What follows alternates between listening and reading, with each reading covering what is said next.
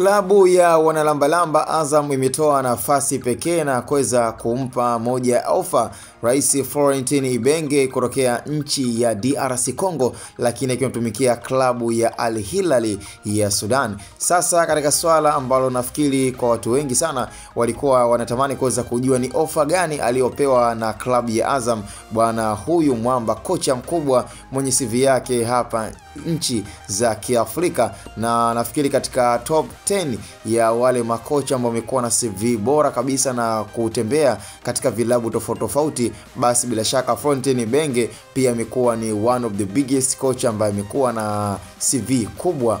Na katika ofa ambayo unaambiwa klabu ya Azam imeweza kuplace ni kwamba ndani ya mwezi mmoja wameweza kutoa ofa ya shilingi milioni 125 kwa mwezi. Yani hapo ukiachana na bonus, ukiachana pia na posho za hapa na pale. Kwa hiyo kama endapo pia Azam itakuwa ikiendelea kushinda katika baadhi ya zile big matches, basi kuna ile bonus ambayo nafikiri klabu ya Azam imeweza kuplace na kuweza kumpa kama sehemu ya maombi. Lakini pia ukiachana pia na posho ambazo atakuwa anazipata, lakini mshahara wake ni milioni 125. Yani hapo kama ndo anaunganisha na bonus lakini pia na zile posho, unaambiwa anaweza kujikuta anapata hata shilingi milioni 140 kwa mwezi. Sasa nafikiri ni mchongo ambao kwa CV ya Florentine Ibenge kwenda Azam ni kama watu wanaamini kabisa kwamba amepigwa na kitu kizito. Yani watu wengi waliamini kwamba kwa hapa Tanzania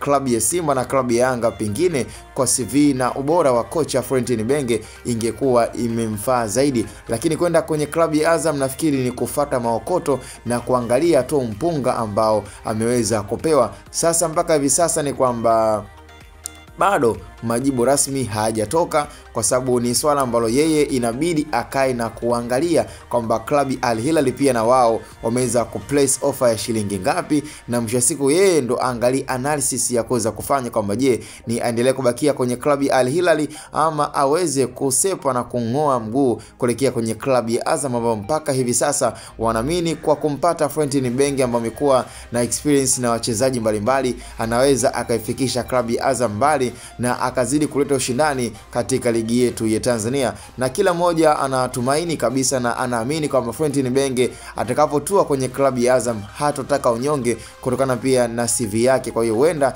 ikawa ni vizuri zaidi kutengeneza soka la Tanzania kuwa ni soka lenye ushindani kwa hizi klabu zetu kubwa ambazo zinaweza zikashiriki michuano ya klabu bingwa na michuano ya kombe la shirikisho. Cha msingi tukutane kwenye idara ya midfield comment section. Hii ni Hatuboy Media.